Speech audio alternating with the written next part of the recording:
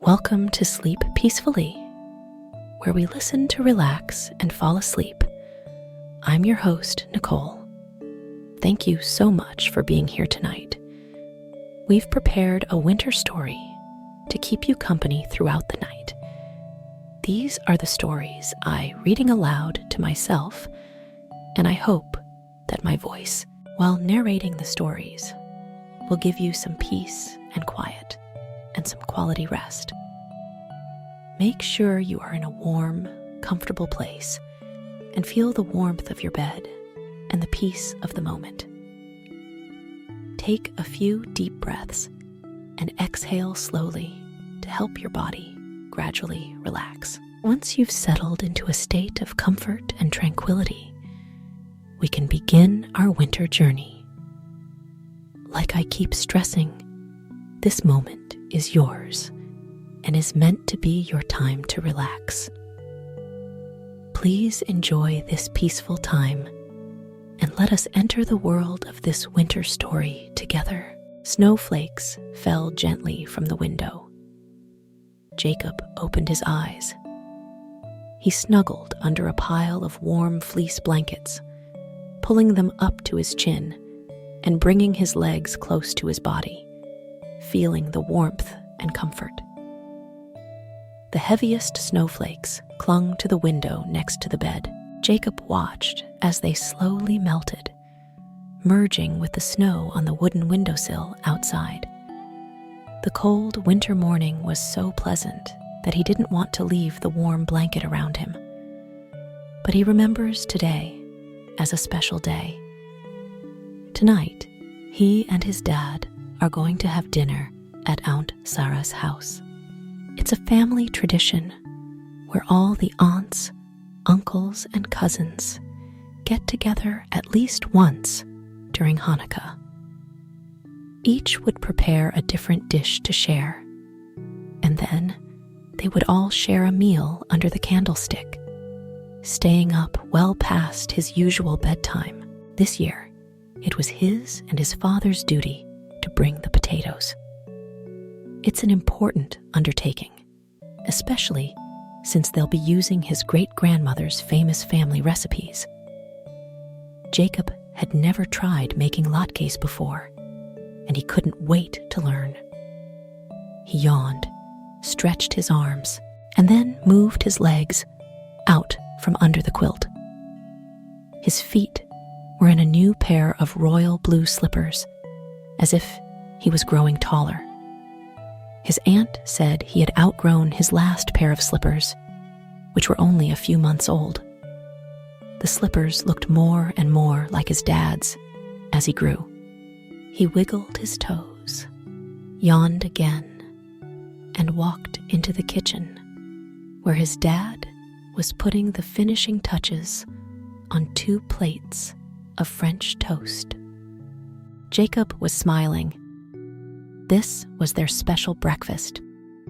His dad only made French toast on birthdays and holidays, which made it extra special. Jacob walked to the refrigerator, took out orange juice and milk, and poured himself a glass of juice. Then he carefully added a little milk to the coffee, just the way he liked it. Then he took out 2 knives and forks and a bottle of maple syrup and sat down at the table. Jacob swung his legs back and forth in his chair, expecting his father to pat his hand. His dad turned around, winked, and started spreading frosting on a pile of French toast and Nestle bread, scattering some perfectly ripe raspberries around the golden squares. He placed 1 plate in front of Jacob and another in front of Jacob's father, smiled warmly, and said, "Enjoy." The French toast is warm and layered, and the frosting on top creates a deliciously sweet flavor. Each bite is the perfect combination of salty and sweet, made with a gooey syrup and crunchy crust. Jacob wiped the last drops of maple syrup and icing residue from his plate with the last slice of toast. Then he finished his breakfast with with a delicious mouthful of raspberries. Jacob's father told him it was time to get ready.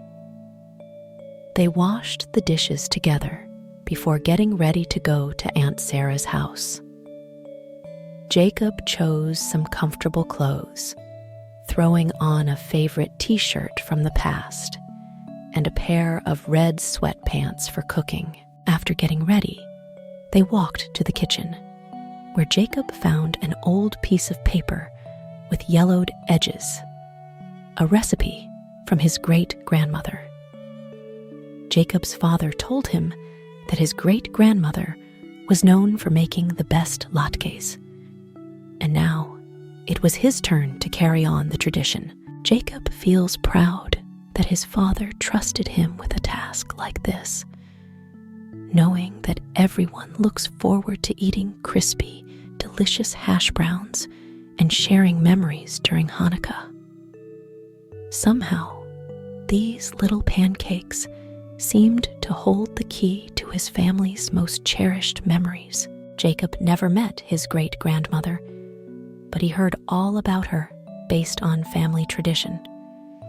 She is described as kind and caring, but also very determined. Once she sets her mind to something, she goes for it, as Uncle David always said.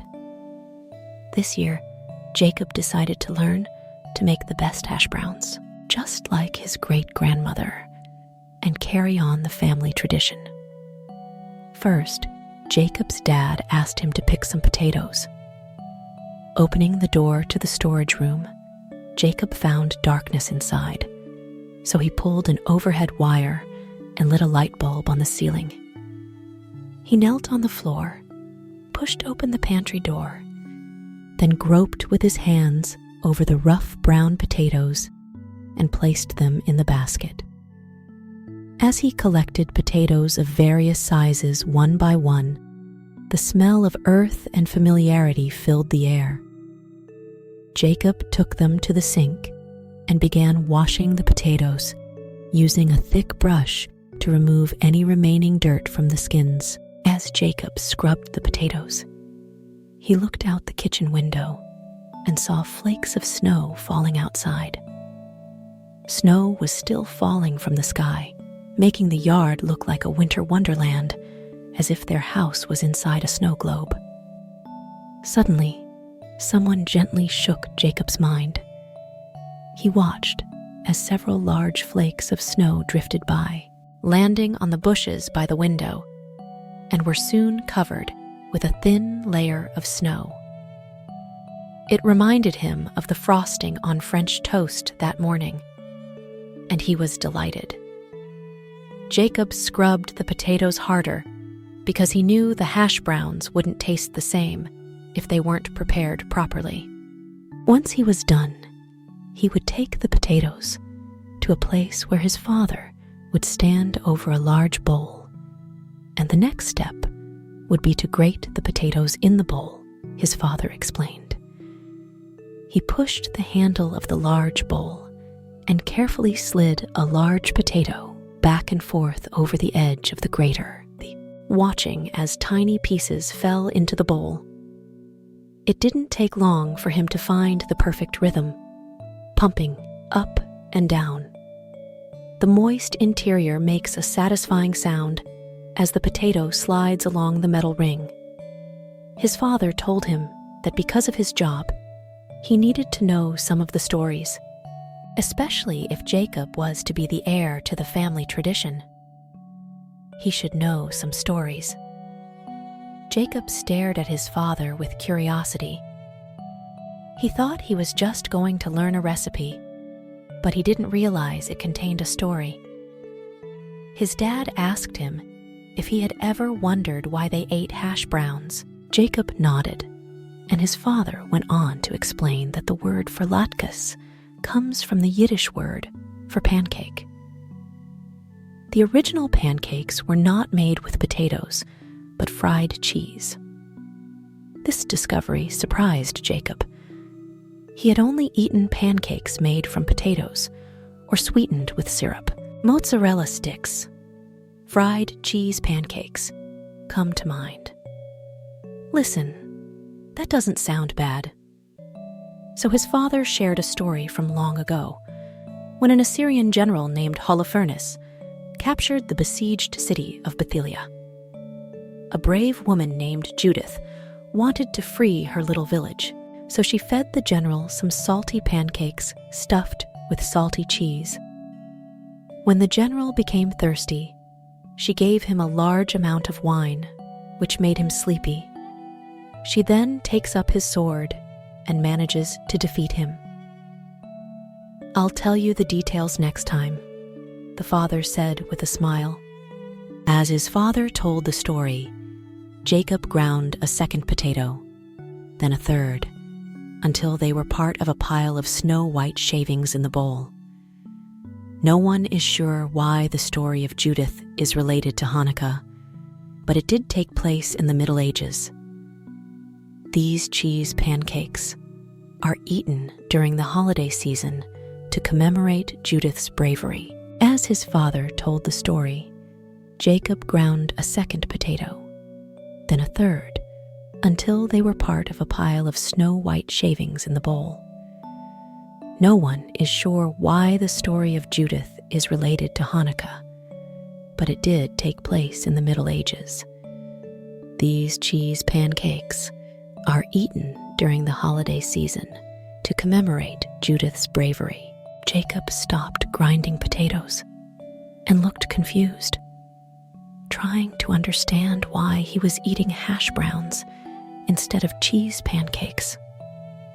His father explained that potatoes are a cheap, easily available ingredient for many people, especially those from Eastern Europe, who years ago considered them a staple food. It made sense to start using potatoes in pancakes. It was also about adapting. To Jacob, it all started to make sense, although he couldn't help but think it would be fun to make cheese pancakes one day. He told this to his father. "Let's try making cheese pancakes next year," his father laughed, suggesting that Jacob grate the last potato. Now that he has completed this task, it is time to remove as much excess liquid as possible from the shavings. His father explained that if they could do this, the potatoes would hold together better and have a better consistency. First, they squeezed the liquid out of the potatoes, piled the potato scraps on a piece of cheesecloth, and turned the ends. Jacob slowly watched the moisture drip from the bottom. When the shavings are as dry as possible, Jacob mixes them with some eggs, flour, salt, and pepper, while heating them in a heavy pan. When it was hot enough, Jacob gathered a few tablespoons of the potato mixture and slowly added them to the pot. Normally, you are not allowed to use oil when cooking, but because my dad is helping me, I can now. The kitchen was soon filled with the enticing aroma of fried potatoes, and the sound of sizzling comforted Jacob as he cooked. His father used to bring latkes to family dinners, so Jacob grew up with these smells that reminded him of happy times with his family, enjoying good food and special treats together. Time. He and his father scooped small pancakes into the oil together and continued to listen to his father's story. His father continued, "A long time ago, even before your great-grandmother's time and before my grandmother was born," he smiled, "there was a man named Judah Maccabee, just like Judith. He and the followers were victorious, defeating the Greeks in Syria." Jacob looked at him thoughtfully as he dropped another pancake into the oil.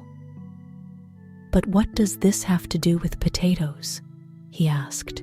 Louis Jacob asked his father with a smile as he took the first batch of golden pancakes out of the oil and placed them on a paper towel. In the story of Judah Maccabee and his followers, they recaptured a specific temple. They did their best to prepare the temple, but they only had enough oil to light a menorah lamp. At night, they lit it, and it burned for 81 days. His father explained that this is often called the miracle of light.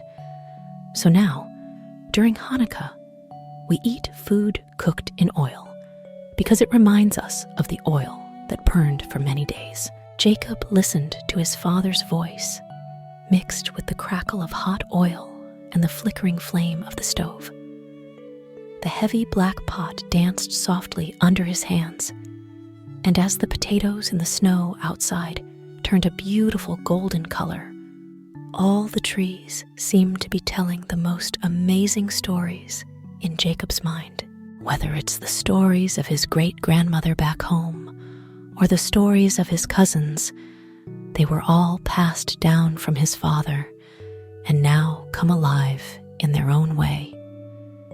Jacob took a deep breath as the last hash brown was flipped, then removed from the pan and placed gently on a paper towel. He loved the warm, comforting flavor of hash browns, mixed with the subtle aroma of hot oil.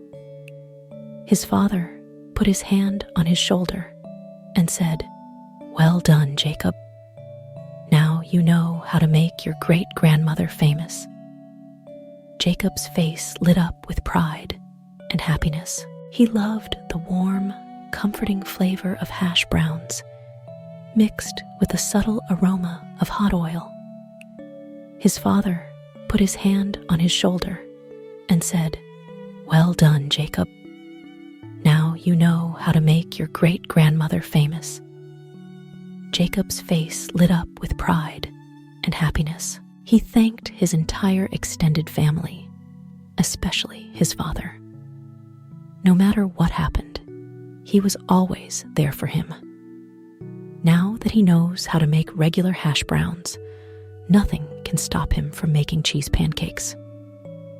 Next year, the thought made him chuckle until Jacob's father told him it was time to get ready.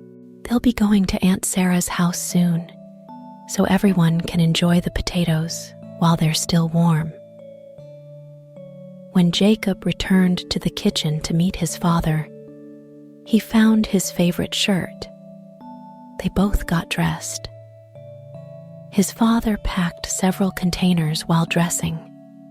Jacob found a few jars of applesauce and sour cream to keep them company. He knew many of his cousins didn't like sour cream, but he loved it. His favorite thing to do when they ate was to alternate between potatoes and sweet and sour potatoes. He couldn't wait to try these hash browns. Imagine they'll taste even better this year. Jacob knew all the work that went into making potatoes. Soon after, Jacob and his father walked out the front door wrapped in coats and scarves.